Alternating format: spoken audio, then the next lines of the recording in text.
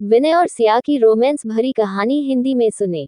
एक छोटे से शहर में, जहां हर गलियों में शांति और सादगी छाई रहती थी, वहां एक खूबसूरत बाग था।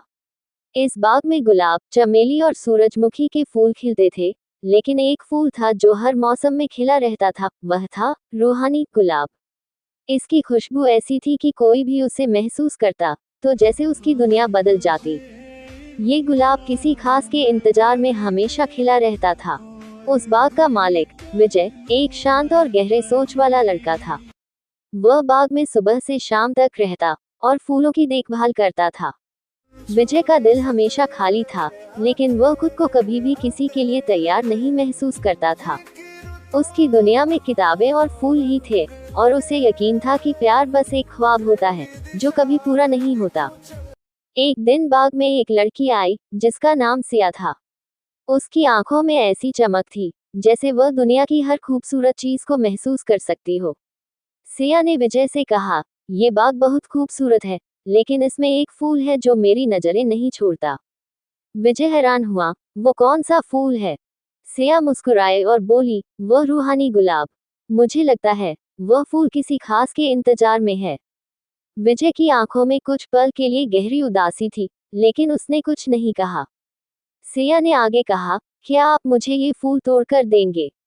विजय ने थोड़ी चुप्पी तोड़ी और कहा, ये फूल सिर्फ उन लोगों के लिए होता है जिनकी किस्मत में इसे महसूस करना लिखा हो। सिया ने मुस्कुराते हुए कहा, क्या आप जानते हैं कि मेरी जिंदगी में किसी ने कभी ऐसा कुछ नहीं कहा? विजय चुप रहा, लेकिन उसकी आंखों में एक अजनबी सा एहसास था। कुछ दिनों बाद सिया फिर बाग में आई और उसने विजय से कहा, आपने कहा था कि यह फूल सिर्फ किस्मत वाले लोगों को मिलता है, तो मुझे लगता है कि मेरी किस्मत अब बदल गई है। विजय चौंका, क्या मतलब? सिया ने हाथ में रूहानी गुलाब लिया और कहा, कभी सोचा था कि फूल अपनी खुशबू तब तक नहीं दे सकते जब तक उनका ख्याल रखने वाला कोई नहीं हो। जैसे तुमने इस बाग का ख्याल रखा, वैसे ही इस फूल ने अपनी खुशबू तुम्हारे लिए छोड़ दी। विजय को अचानक महसूस हुआ कि यह फूल नहीं, बल्कि स्याही उसकी जिंदगी में बदलाव लेकर आई थी। वह मुस्कुराया और कहा, तुमने मेरी दुनिया को रंगीन बना दिया है, सिया। और फिर उस दिन से रूहानी गुलाब के साथ विजय और सिया की कहानी भी खिल उठी। एक फूल की तरह, जिनकी खुशबू अब दोनों की जिंदगी को महकाती थी, और जो हमेशा के लिए एक दूसरे के दिलों में समा गए थे। इस कहानी का मुख्य आशय यह है कि प्यार और सच्ची मोहब्बत कभी बाहर से नहीं मिलती, बल्कि वह उस गहराई और समझ से पैदा होती है जो हम किसी के साथ अपने दिल से महसूस करते हैं। विजय और सिया की कहानी यह सिखाती है कि जब दो लोग एक दूसरे के साथ समय बिताते हैं और एक दूसरे के दिलों को समझते हैं, तो वे अपनी जिंदगी को एक नई दिशा दे सकते हैं।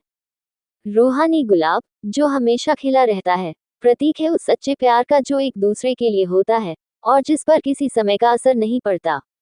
ये फूल उस प्यार का प्रतीक है जो अपनी जगह किसी खास के लिए तैयार होता है। जैसे विजय के दिल में सिया के लिए प्यार था, लेकिन उसे खुद एहसास होने में वक्त लगा।